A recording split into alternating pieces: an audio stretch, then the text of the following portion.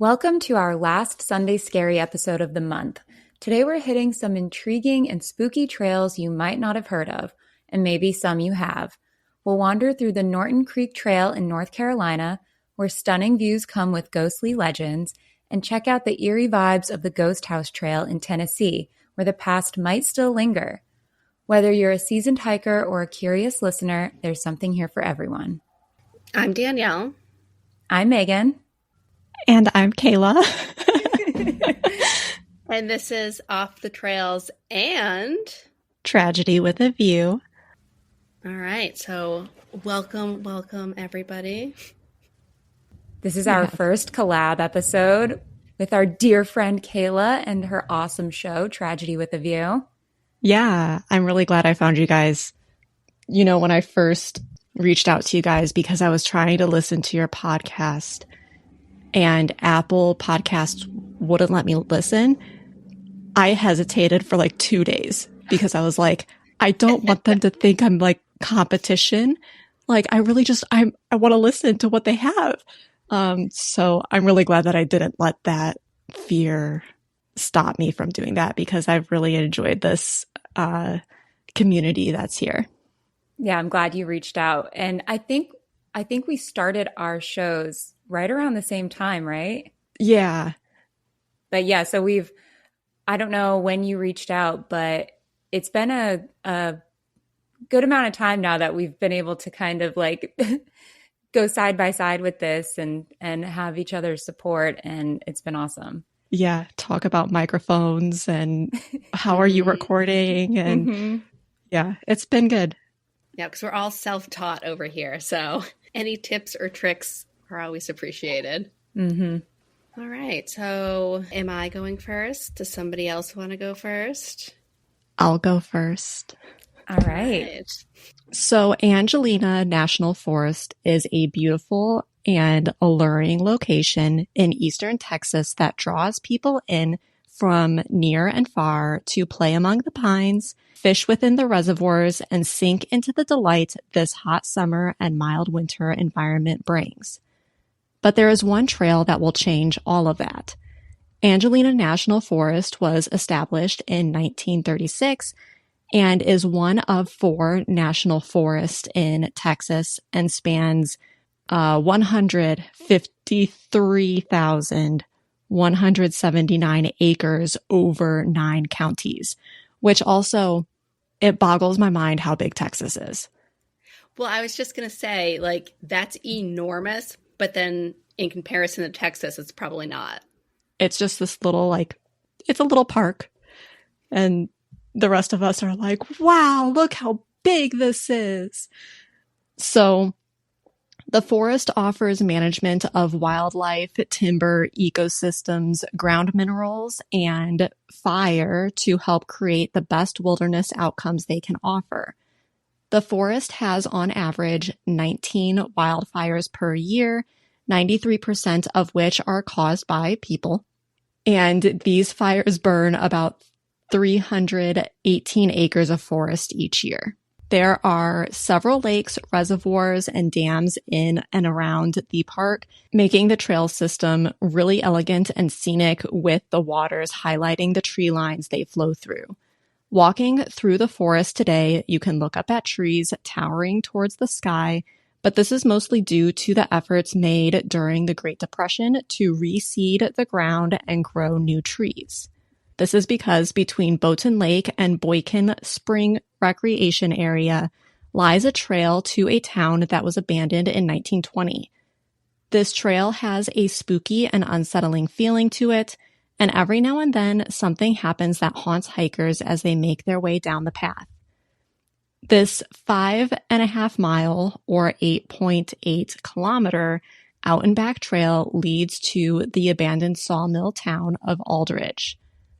Aldridge was a small town that developed in 1880s when Hal Aldridge started a lumber manufacturing plant in order to take advantage of what was considered the bonanza period, where 615 sawmills were operating in East Texas alone. They were doing this in order to take advantage of the low regulations on deforestation and harvested the yellow pines that grew to 150 feet or 46 meters in height and were often 5 feet or 1.5 meters in diameter. Aldridge, along with many other towns, created entire communities for the workers and their families, building and opening churches, doctors' offices, post offices, and stores. In 1911, the entire mill burned to the ground due to a disgruntled worker, and in order to obtain insurance after this, the town was required to build large concrete rooms in order to house the mill's steam engines, boilers, and dry kilns. In 1914 and 1915, 2 more fires occurred. The second again burned the mill down, and after it was rebuilt in 1918, something really devastating occurred. These sawmill machines were pretty much run as fast as possible, and it was not uncommon for someone to be injured. Because of the roller system used to push these giant trees through, there wasn't a way to cut power off, nor was there any protection from the saw. Between 1880 and 1910, the East Texas newspapers were filled with incidents where workers lost hands, arms, feet, legs, and sometimes their lives. And that's not even considering the dangers of falling trees or logs that come loose and roll over people who don't get out of the way. In 1919, a young woman was delivering lunch to her boyfriend while he was working in the mill.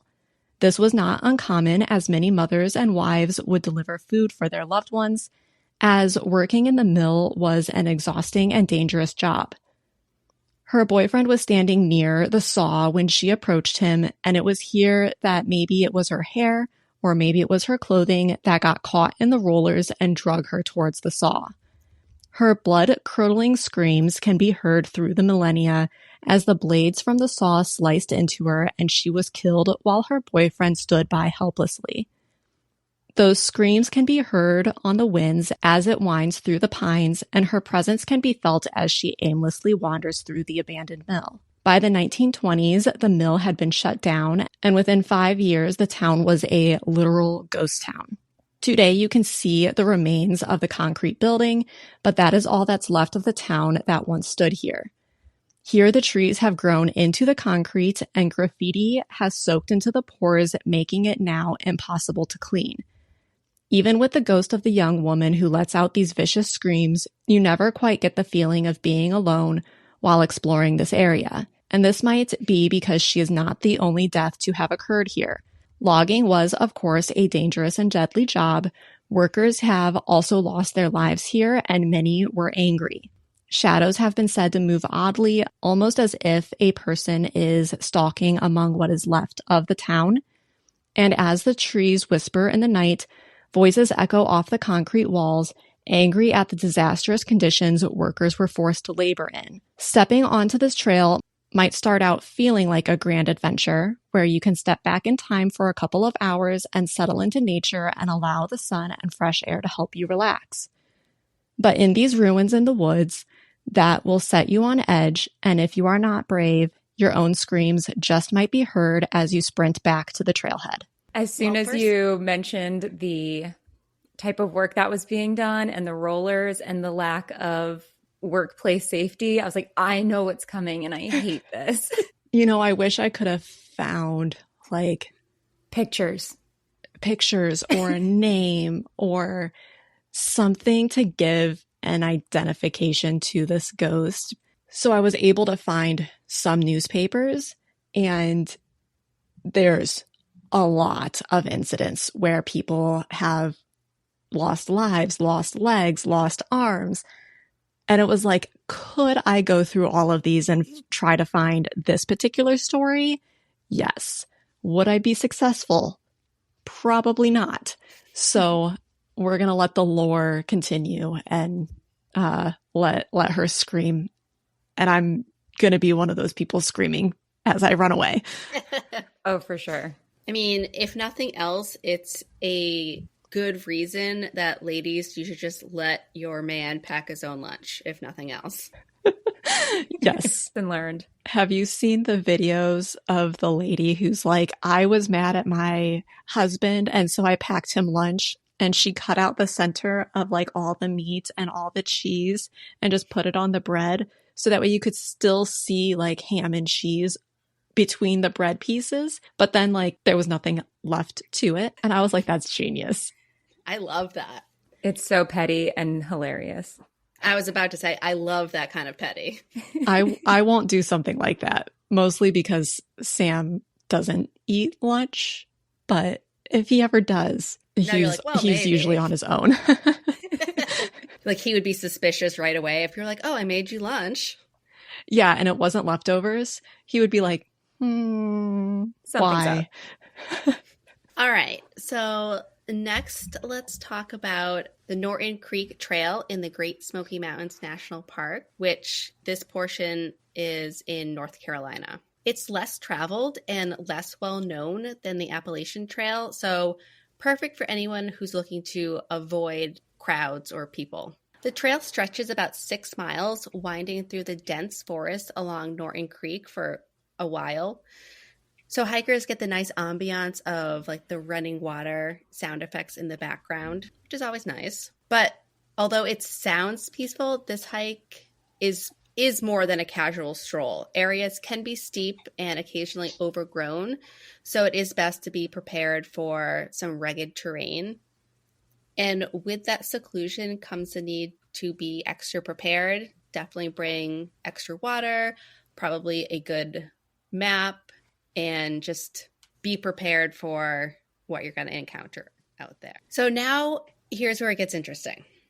Norton Creek doesn't just have a reputation for being a quiet, remote hike. It's also said to be haunted.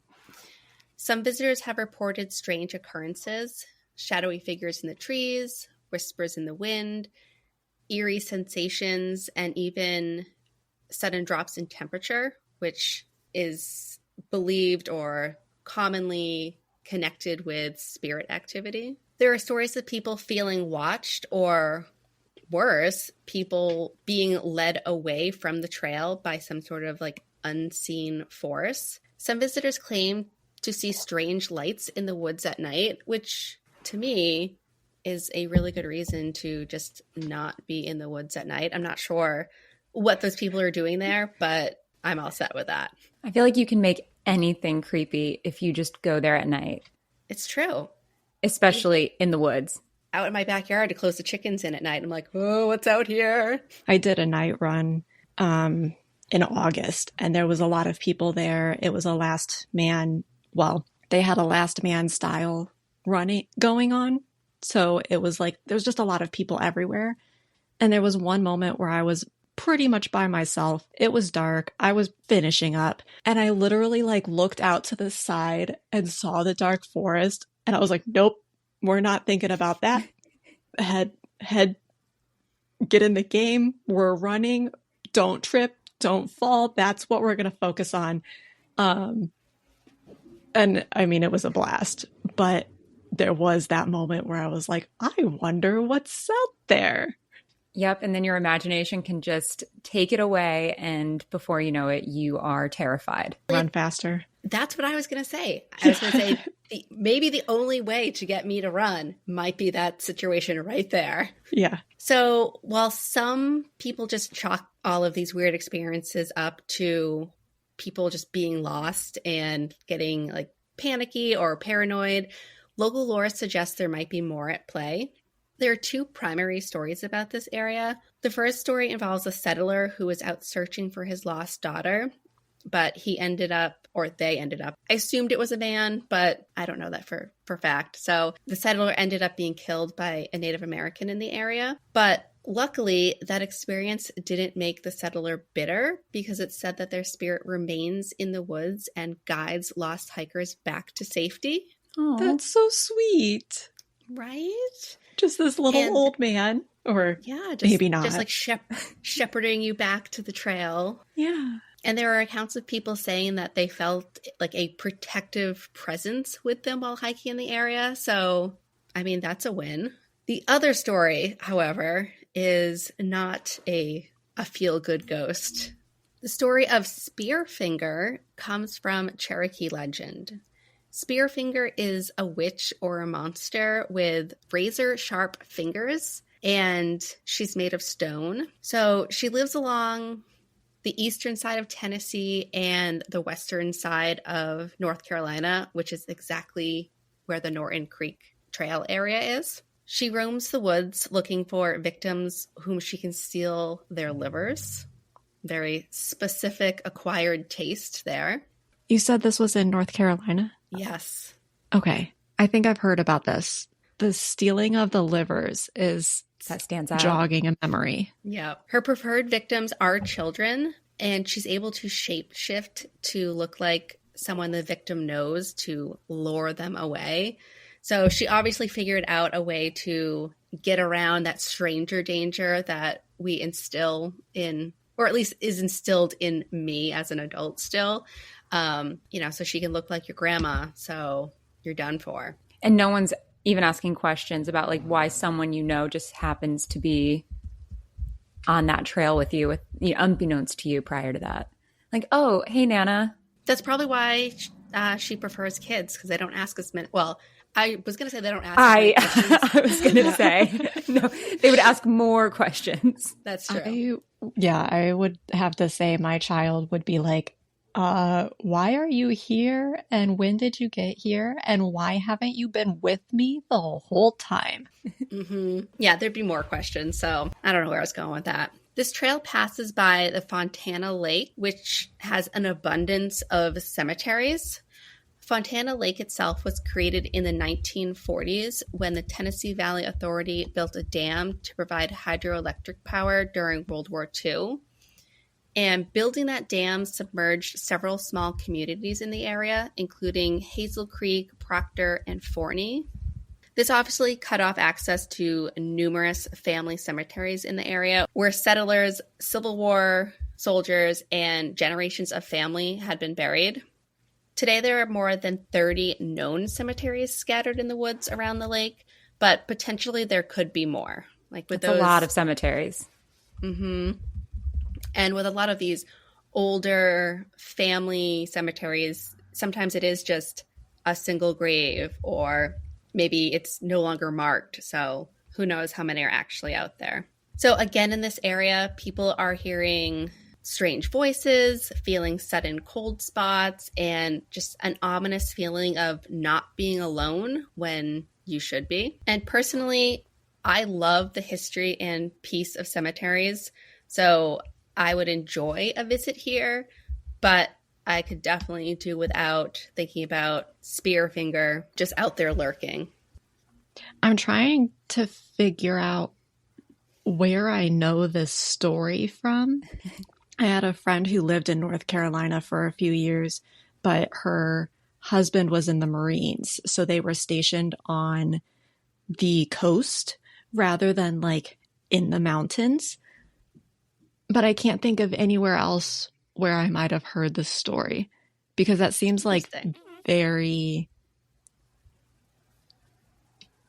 like, you're not going to hear that story in, well, you're not going to hear that story in like New York or something, but also here we are talking about it on a podcast where people all over the world are going to listen. So yeah, you could have even heard it like secondhand from something or in the background without even realizing it. Yeah. When eventually in 5 days, when you figure it out, you'll have to let us know. I'll probably have a dream and be like, oh, that's where I knew it from. Yeah, it's just going to come to you randomly. Yeah. All right. Batona Trail is a 52.2 mile or 84 kilometer point-to-point trail near Chatsworth, New Jersey. And the name is actually short for Back to Nature. Wait, that is so cute. Right? How clever. According to an article from Only in Your State, the trail features lakes, ponds, pine forests, sandy soil, cemeteries, ruins, historic villages, rustic campgrounds, a fire tower, bridges, memorials, and more along its extensive route. So they've got a lot going on there. Mm-hmm. But more notably, on the northern side of the trail lies the ghost town of Ong's Hat. That's a town's name, Ong's Hat. Ong's Hat. Okay. Legend has it that Ong's Hat is named after a local resident, Jacob Ong, one of the early settlers of the Pine Barrens. Ong was known to be a regular at local dances, showing off his impressive moves and wearing a stylish silk hat. A notorious flirt, he caught the attention of many women, but when one of his romantic interests discovered his reputation at a dance, she confronted him and stomped on his hat. Wow. Get it? Upset and inebriated, Jacob tossed his hat into the air in frustration, and it became lodged in a high pine tree, remaining there for years. This hat became a landmark, and the area was eventually dubbed Ong's Hat. So there's your answer. I love it. The village gained further notoriety for its alleged ties to a secretive group known as the Institute for Advanced Consciousness Research. Established in the 1970s by scientists and mystics, the Institute reportedly conducted experiments on alternate realities and dimensions, developing a device that allowed travel between parallel universes. Okay, I just finished a book where they talk about the Institute. Now I'm going to have to go back and see if it's this one. Yeah, where it was set. Yeah. What's the book? In the middle of the night? Maybe. Okay. That'd be crazy if I was talking about this one. Yeah, I'll have to fact check myself and let you know. A key figure in this lore is Dr. James H. Clark, who is said to have created a gateway leading to bizarre, otherworldly experiences. Ong's Hat is rumored to be haunted by remnants of these experiments, with stories of strange lights, disappearing people, and encounters with otherworldly beings. Over time, it has attracted those interested in the paranormal, conspiracy theories, and the occult, turning it into a modern folklore phenomenon that fascinates both skeptics and believers alike. Today, it remains a curious destination for urban explorers and those drawn to the macabre. But adding to the eerie atmosphere of this trail is its location within the Pine Barrens. And for my fellow cryptozoology fans, you'll know exactly where this is going, because this region is also known as the home of the Jersey Devil. This legendary creature is deeply rooted in New Jersey folklore, with origins tracing back to the 18th century. One popular story involves a woman named Mother Leeds, who allegedly cursed her 13th pregnancy and gave birth to a deformed child in 1735. I would probably curse the man who got me to 13 pregnancies. And, I'm just saying. Yes. It's not the kid's fault. This child, described as having hooves, bat wings, and a goat-like head, is said to have transformed into the Jersey Devil shortly after birth, killing the midwife and fleeing into the woods. Over the years, there have been more than 2,000 reported sightings, particularly in the late 19th and early 20th centuries. The creature was often blamed for livestock disappearances, tormenting local children, and other mysterious occurrences. Some researchers suggest the tale may have originated from political rivalries or local Quakers aiming to discredit the Leeds family, who held non-Quaker beliefs. The Jersey Devil has since become a cultural icon, inspiring books, films, and even sports teams, and its myth continues to captivate locals and visitors, making it an enduring part of New Jersey's folklore. Exploring this trail promises not just scenic beauty, but also a journey through the intriguing myths that continue to capture the imagination of all who venture here. So I did an episode about a guy who went missing in the Pine Barrens area. The Pine Barrens area. And the hunter, right? Yes. Which I think he decided to leave the area and just like abandon life. But maybe there's a connection to the lore of this area, and maybe he just got caught up in something that he couldn't get out of and had to go away. Do you know what episode number it was? It's the guy with the dog, right? His dog was in the car. Yeah, he had a dog, and everybody was like, he wouldn't have left his life without taking his dog with him. It was pretty early. So 10? 10 vanished Penn State Forest. That's not even a fair question. It. Yeah, Barry Zeldin. Yes. So everyone go listen to episode 10 and all of the other episodes, but specifically episode 10, which will be an extension of mysteries surrounding the Pine Barrens. Yeah, and I didn't even know about this stuff when we did that episode. So, I mean, it doesn't sound like, what was it, Ong's hat would be involved, but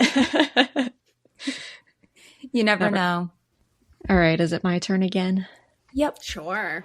Okay. The Black Forest of Germany contains stories of lore that were used for inspiration of fairy tales, but as many know, fairy tales haven't always been the sweet stories and happy endings that Disney sells to anyone who will listen. They were meant to terrify children into compliancy and teach them the real difficulties of life. I just learned today that this forest is actually a national park. It was established in 2014, and it is located in the mountains of southwest Germany along the border with France. The Black Forest contains 2,320 square miles or 6,009 square kilometers of dense evergreen forest, charming villages, and just enough fog to let a chill creep into your bones. For those who have a better understanding of acreage, the park is almost 25,000 acres. The forest expands across lush green valleys and hard granite peaks that provide a balanced contrast to the darker things hidden here. The foliage here is so thick that from a distance the forest looks black, which is how the area got its name. In fact, when ancient Romans approached this forest as they marched toward Germany, they found this forest to be so dark that they wouldn't be able to find their way and found it completely inaccessible. There are several trails within the Black Forest that vary in length and, of course, where they take you.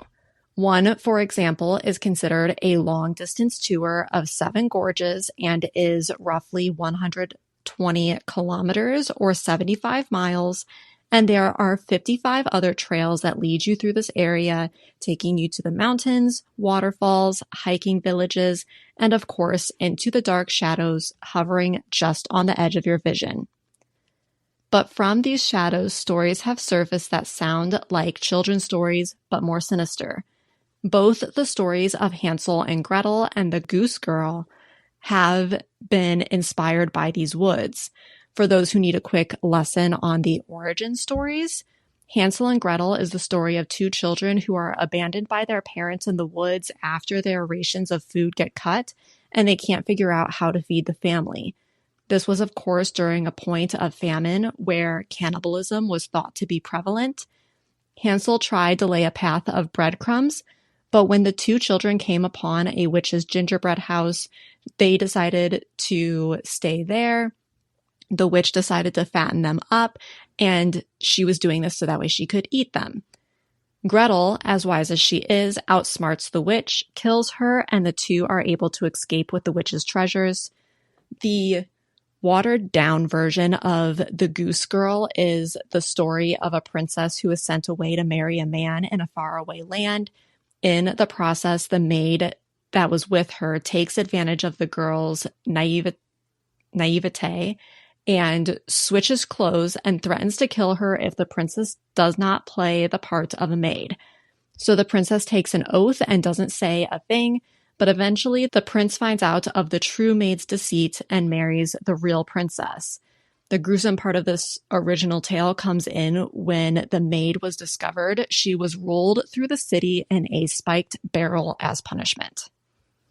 Yikes. Yeah. These are children's stories.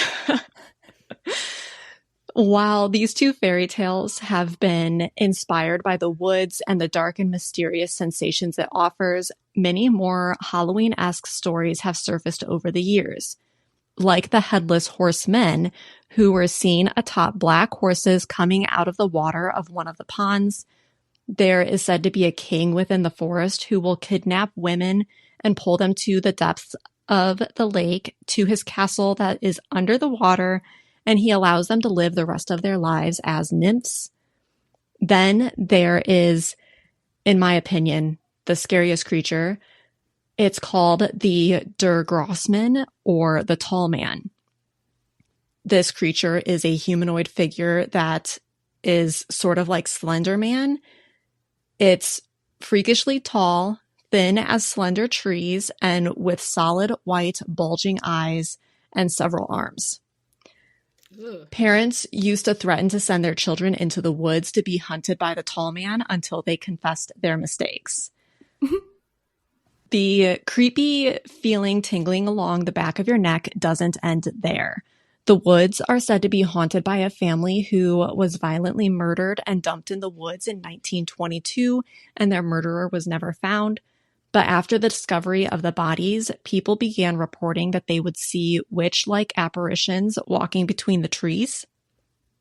Near the small town of Shonok, some hikers and villagers have seen a creature stalking through the night, waiting for the opportunity to lock gazes with anyone who looks its way, and then maintains eye contact while it slowly disappears into the trees. That's creepy. Maybe more or maybe less haunting is that of the White Lady. Legend has it that she ran to the forest to be alone after her heart was broken, and since then she is only seen when stalking in the mist wearing a white dress.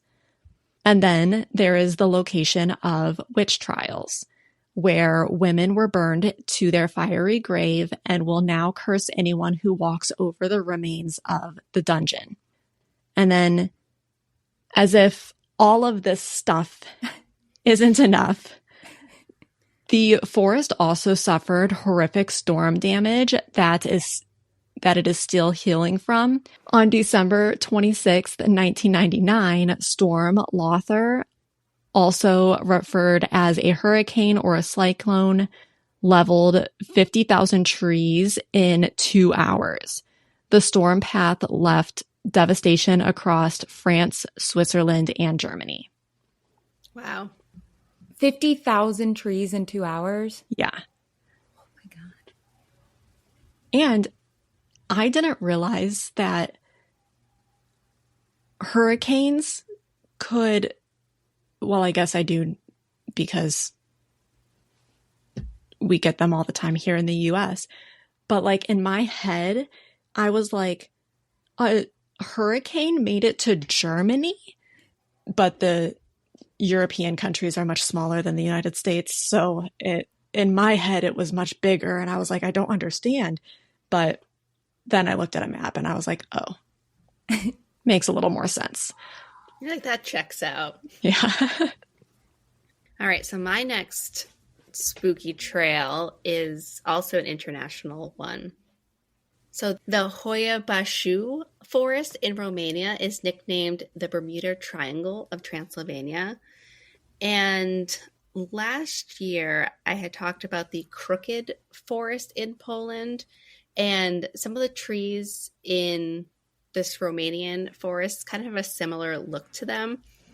And as I was reading this or researching for this, I was having like a bit of deja vu, and I kept having to go back and double check that I didn't already talk about this forest at some point. I could not find that I did, but it just felt very familiar. But it's not just the strange, twisted trees that create an eerie vibe. There have been countless reports of paranormal activity, making it considered one of the most haunted places in the world. People who visit will say they felt uneasy or anxious, or like there's a heavy presence around them. And some even describe just an overwhelming sense of doom while there. Within the forest itself, the trees are twisted in what we would typically consider unnatural ways, some growing at like odd angles. And many visitors also experience physical symptoms. Some people have said they've experienced burns. I tried to find more information on like where are you burned, like a sunburn, or is your hand burnt? I'm not sure. But people also experience dizziness and headaches while hiking through the forest. Oh, that's something that I experience a lot of anyways, if there's elevation involved, but it's not a good time. No. Another strange occurrence is that electronics tend to have issues here.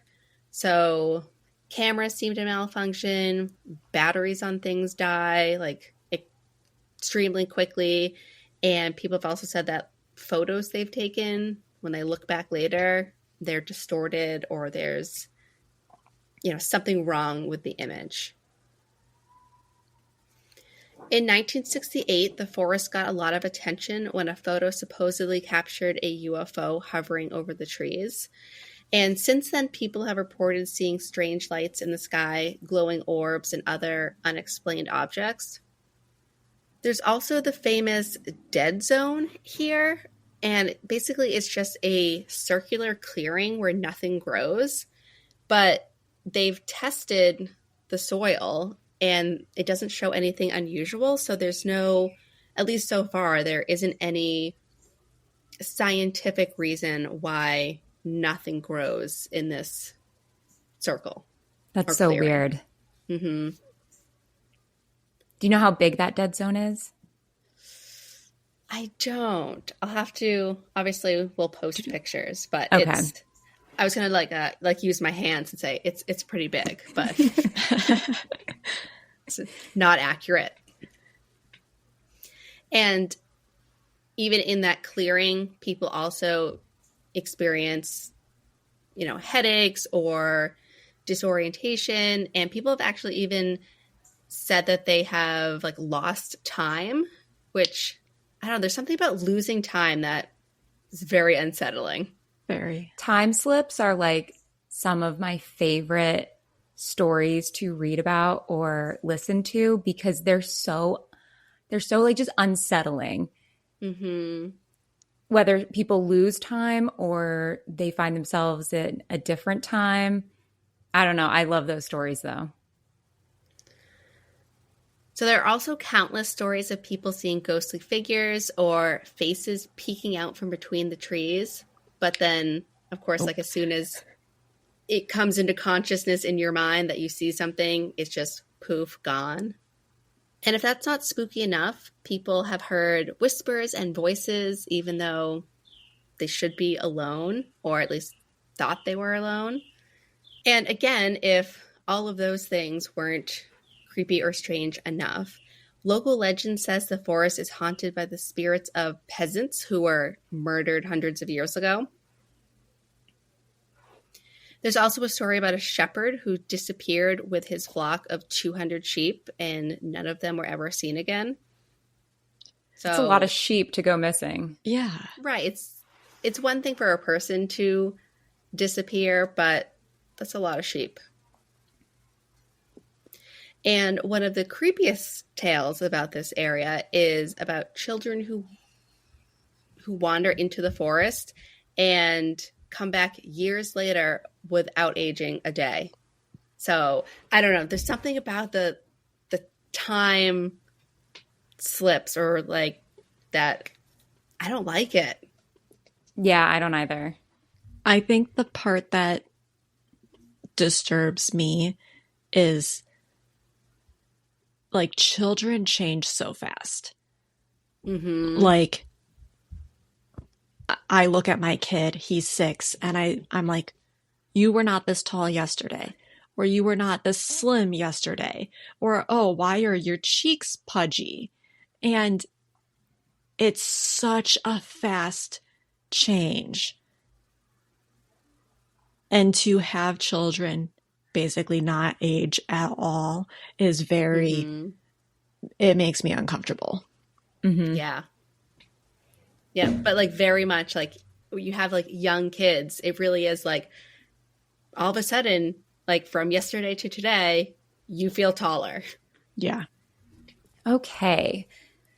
We are now headed to Hawks Nest State Park in West Virginia, a breathtaking 270-acre recreational area in the heart of whitewater rafting country. Just 10 miles north of the New River Gorge Bridge, this park boasts a nature museum, an aerial tramway, jet boat rides, and miles of hiking trails. But what truly sets it apart is its stunning overlook, offering a spectacular view of the New River Gorge National Park and Preserve below. Within the park, you'll find 8 miles of hiking trails, some of which reveal glimpses of the historic Hawks Nest Tunnel. But while the scenery is captivating, the history is haunting. In the 1930s, the construction of the Hawks Nest Tunnel became one of the worst industrial tragedies in U.S. history. Intended as part of a hydroelectric project, this endeavor saw the loss of 764 workers due to silicosis, which is a fatal lung disease. Ooh. Tragically, the death toll didn't stop there. Many more would succumb to the disease in the years to follow. And this number doesn't even include the 76 lives lost when a section of the tunnel collapsed during construction. Yikes. Did you look up that lung disease at all? Or is that just a Danielle thing that I would have looked it up? No, I looked it up. So is it similar to like black lung? It's something acquired in the mining process? Or... Yes. Yeah, and I describe it in the story. I'll describe it too because it sounds wildly painful. Oh. Okay. So I just need to be patient and you will tell me. As the workers drilled and blasted what was to be a 3-mile long, 32 to 36 foot tunnel through the mountain, they encountered rock with high silica levels. To save time and meet their deadline while maximizing silica extraction, the workers were instructed to use dry drilling in the tunnel. Typically, safety protocols would recommend wet drilling in such environments where water is used to dampen dust and reduce airborne particles. However, wet drilling is slower and more costly than dry drilling. Under pressure from a tight schedule and significant financial incentives, management chose the faster, more efficient method, ultimately at the cost of the laborers' lives. The dry drilling technique they used released large quantities of silica dust into the air, creating a very hazardous working environment. Inside the tunnel, a dense cloud of silica impaired visibility and filled the lungs of the workers. That's what they sounded like. Yeah. Sound effects. And because this project was licensed as a civil engineering project, minimal safety measures were implemented. Workers operated in cramped spaces with poor ventilation, inadequate dust control, and limited personal protective equipment. Within months, many began to suffer from respiratory issues due to the silica dust exposure. They exhibited symptoms of silicosis, but were instead diagnosed with a newly coined term called tunnelitis. Tunnelitis was the term used to mask the severity of silicosis. So silica dust is essentially a cloud of tiny glass fragments. When inhaled, these particles just cut up your lungs, leading to the formation of scar tissue. And with prolonged exposure, this scar tissue can severely restrict breathing, typically resulting in death if the condition persists. It sounds similar to like asbestos exposure. Yeah. And since 2/3 of the workers in the tunnel were African American, their deaths raised the issue of where to bury them, because many of the nearby cemeteries were designated as whites only. Initially, the recently deceased were unceremoniously discarded in the riverbed and covered with tunnel rocks. Records indicate that only 10 Black men's remains were sent back to families in North Carolina and Tennessee. 10 out of hundreds.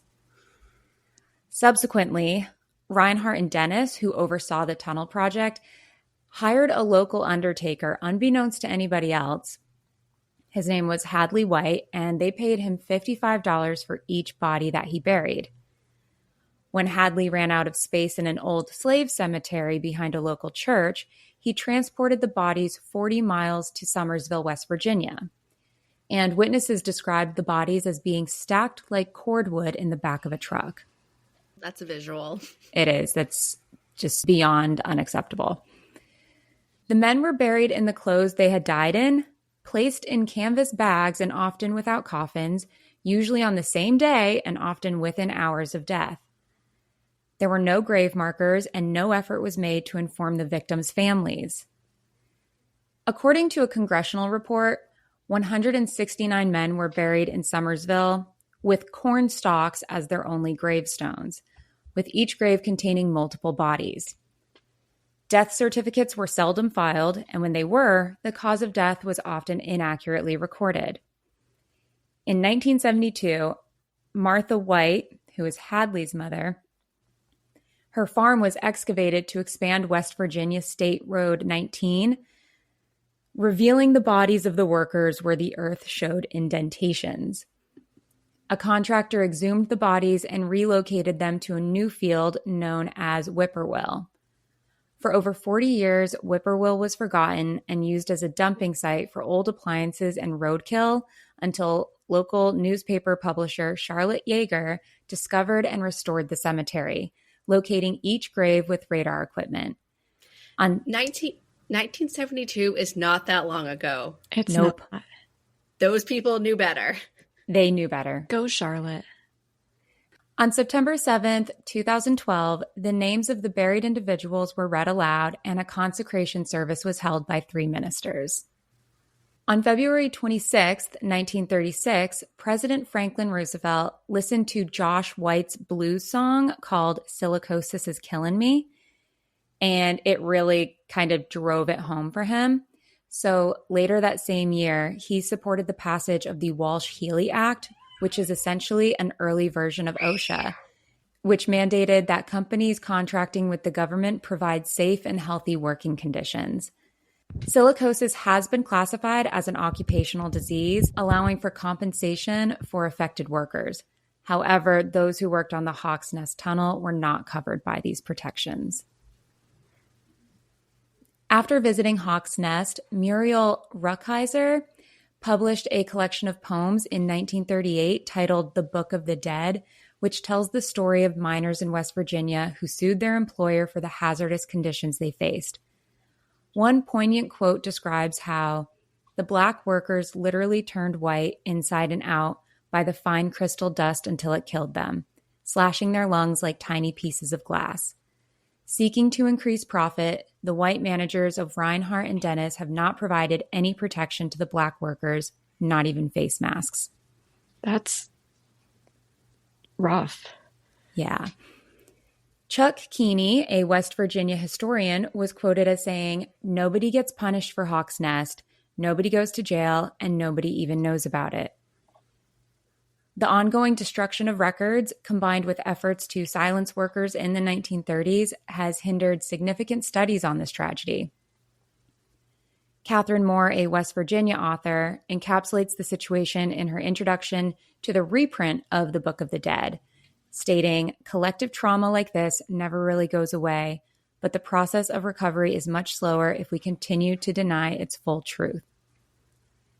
And according to the National Park Service, the tunnel still channels water from the New River to generate hydroelectric power to this day. The tragic history of the Hawk's Nest Tunnel, where countless lives were lost due to negligence, highlights the need to honor those who suffered. As we enjoy the park's landscapes, we must remember the workers whose sacrifices led to advancements in safety regulations and labor rights, ensuring that their story remains a vital part of our collective memory and a call for a safer future. Who knew that the accidentally getting chopped up in a sawmill while working was going to be the less terrible occupational hazard we talked about today? Who would have thought? Well, and I was going to say something because it's around, that was in the 1930s, right? 20s, I think. I think it was abandoned by the 30s. Okay. And at least getting, I guess, the consolation of dying in a sawmill it was probably pretty quick. It does not sound like a long, drawn-out process. Yeah. Well, my final story is one that I know that you guys have done before. And I was going to go back and listen to your episodes so that way I could mirror my information based on it. And then I didn't. So.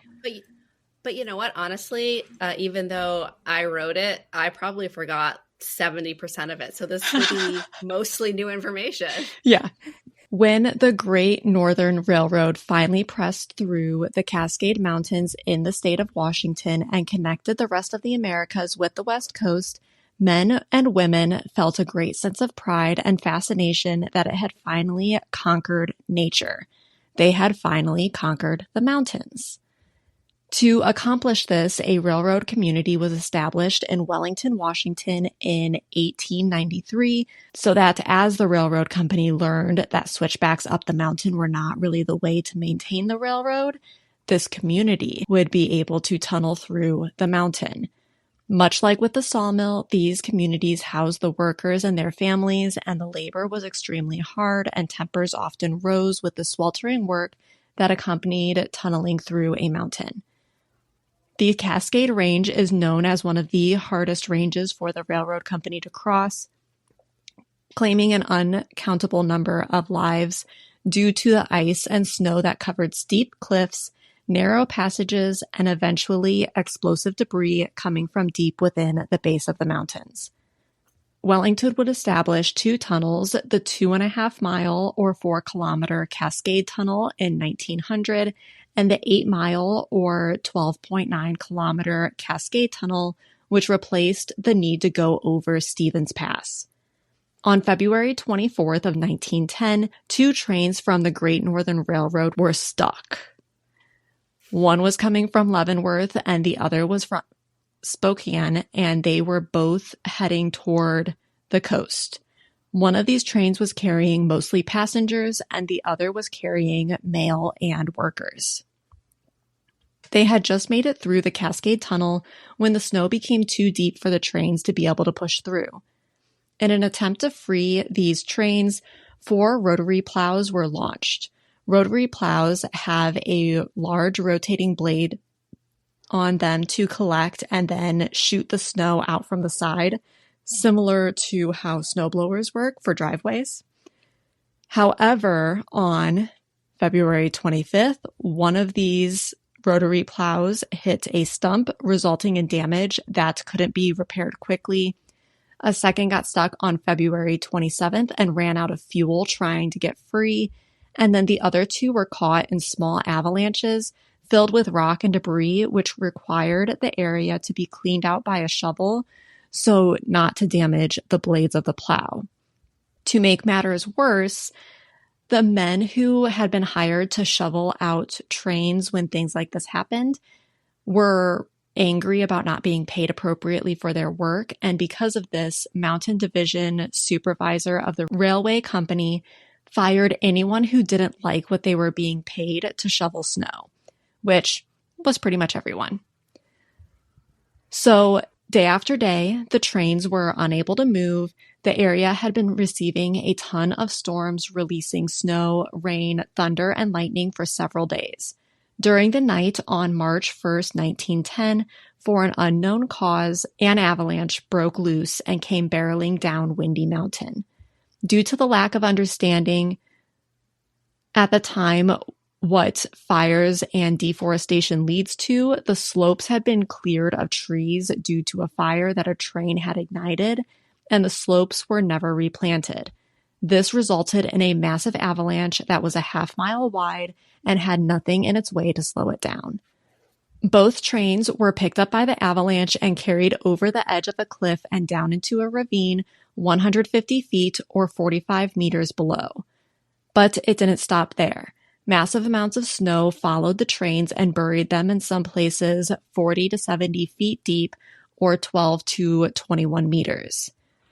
Charles Andrews, a railway employee, saw the avalanche and how it picked up the train like toys and carried them over the ledge.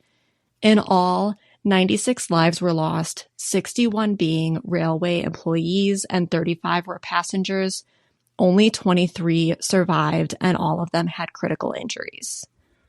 In order to recover all of the bodies, while also maintain work on the railway, someone high up within the railway company decided that digging out the dead was not a time-worthy task and to instead wait for the snow to melt.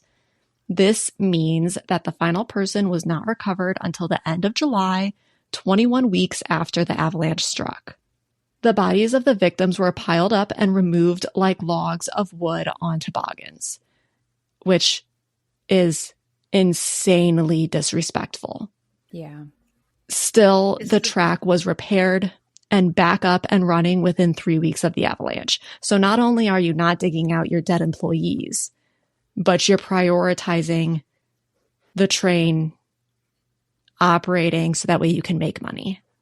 I think a key way to prevent hauntings is to pay your employees a livable salary and, pay those shovel guys. Yeah, because then maybe none of these people would have lost their lives. I cannot imagine the momentum of that avalanche coming down. I could just see it like picking up those trains like they're nothing. Yeah. And then to be buried 40 to 70 feet under the snow, like under the surface of the snow is just, wow. I'm surprised they recovered anyone alive. Yeah. It's a devastating thought, which I put in at the end, but I'll just say it now. That not everyone who was buried in the snow died on impact. Yep. And if you would have just paid your workers to shovel and would have prioritized the rescue and recovery of the people who gave their lives for this company, I mean, maybe the town wouldn't end up needing renamed because everyone started hearing Wellington and they were like, that's not a place to go. So that disrespect might be part of the reason why the town started to get a bad name. Wellington became such a negative association that the town was quietly renamed Thai in October of 1910, and then the depot was closed in 1929. However, Windy Point released a second avalanche in 1916, and this one killed 8 people on a train in an eerily similar circumstance. But Wellington was considered a ghost town long before the depot closed in 1929. Today, to get to Wellington or Thai, you can take a trail called the Iron Goat Trail, which is about a 6-mile or 9.6-kilometer loop-style trail, and it is known for stunning views of the Cascades as well as bringing you to the past location of the avalanche where bits and pieces of the train still lay near the Thai River. Whoa. Isn't that crazy? The town long abandoned and many of the original tracks and tunnels collapsed, leaving an eerie silence, and some find this to be extremely unsettling. Many enter the area, and especially inside the tunnel, and suddenly they feel like they are being watched or that somebody is following close behind them. Others have described feeling suddenly sad and depressed, and others have heard voices echoing from deep within the tunnel that has collapsed and the end is in sight. There have also been reports of screaming along the tracks where the trains had been stuck. Even less common, though, some have seen ghostly figures walking, leaning forward as if they have been burdened with a horrendous task before they completely vanish. Others have encountered hikers on the trail who seem to be dirty, like they had been digging in the dirt, who also vanish in the moment that you look away. And even more unsettling is the fact that some have felt someone grab a hold of their arms or their packs when there was no one there to touch them. Some of these ghosts, though, seem to be playful, and if a woman is hiking with her hair down, they'll grab her hair and pick it up and hold it up off her shoulders. Other hikers who have recorded videos have reported hearing the word avalanche being said like the rustling of leaves. And then when paranormal journalist Karen Fraser visited the area, she tried to capture a conversation with a spirit, and she explained that she wanted to tell their story from their own words. And the response that she got was that of a gravelly voice saying, "Piss off." Oh. So, of course, if I were a worker or even was in a relationship or loved someone who was a worker here, I would also be really angry at the circumstances surrounding this particular situation. The unsettling feelings leave as soon as you leave the location of Wellington and head on your way, but still the feeling and experiences cannot be chalked up to just the wind and leaves playing tricks on you. For there is, without a doubt, that some of these workers and passengers were buried deep by this avalanche, had lived, and it was the railroad company who signed their death certificates by ignoring their need for rescue. And I, if I were in that situation, would haunt others too. Absolutely. I think that's fair. I so badly hope to haunt people in my spirit life. That's a post-life goal. I can't remember. I recently thought about what I would do if I could haunt people. And one of the really petty things that I thought was I would just be a woman in a white dress. And whenever somebody was getting married and they were like, "Oh, speak now or forever hold your peace," I would just go walking through the area and cause a ruckus. But I also don't think you get to have multiple things that you do as a ghost. And so my more important thing would be making sure my child is good and, using whatever ghostly forces I can to help him. Have to put being petty on the back burner to be the mom. But you can still prank him a little bit here and there, like little innocent pranks. Oh, yeah. Keep him on his toes. Yeah. All right. Well, I kind of feel like we should have picked a lighthearted thing to end, because this has been dark. All of it. Very dark. Mm-hmm. So I have one more little short one at least, and this one is the Ghost House Trail in Big Ridge State Park, Tennessee, and it does seem to be named correctly.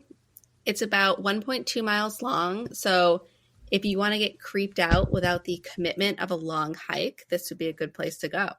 The trail passes by the remnants of an old 1800s homestead that used to belong to the Hutchinson family. One of the daughters in the family, Mary, died of tuberculosis, but she may have never left the area. The story says that after she died, strange noises like footsteps and spooky moans were heard in the house, which probably is why the house was eventually abandoned. The local people believed her spirit haunted the area, and some even claimed to see a ghostly figure wandering the woods. Hikers on the Ghost House Trail have reported experiencing creepy feelings and hearing strange sounds while in the area. And there have also been reports of modern day people seeing shadowy figures where the trail passes a cemetery. That would be a fun hike to do this time of year if anyone is local to it or visiting there. Mm-hmm. Yeah. Not to me. Yeah. I will talk about ghostly things, but as soon as it's like, oh, you can experience it, I'm like, nope, please, I'm good. Stay away. I would rather just live in this naive world that like ghosts live as a made up thing. And I don't have to accept the reality that they're here. You just want the book version. You don't want the hands-on experience. Yes. Books, movies, I'm down. As soon as you're like, let's go to this haunted mansion. Mm-mm. All right. Well, since we don't have anything lighthearted to end on, I guess... We do have something lighthearted to end on. This is the first official collaboration and also the first time that I've ever been on the receiving end of stories. So oh, really? Oh. I've been the one telling all of my co-hosts the stories. So I've really enjoyed hearing them and getting to be on the receiving end of it. So thank you for that. I didn't think about that because obviously we alternate, but yeah, you have guest hosts, but it's always you. Yeah, which is a lot of fun and a lot of work, but I'm glad that we did this. We'll have to do it again, just not like the spooky theme. We'll have to do like a normal type of episode that's more in our two shows' wheelhouses, and that would be a lot of fun. For sure. Yeah, absolutely. Thanks for listening. Bye. What is life without close calls with disaster? Thank you for listening. Don't forget to follow the podcast to be the first to hear the now weekly episodes. Join our subscription on Patreon, Apple, or Spotify today and immerse yourself in the haunting beauty of the great outdoors. For around $4 a month, you'll get exclusive access to the first episode of each month and early access to all other episodes, showcasing the morbid and mysterious side of nature. Please reach out with story requests, and if you have your own story, please email tragedywithaview@gmail.com for a chance to have your story featured on a later episode. Again, thanks for listening. We'll see you next time.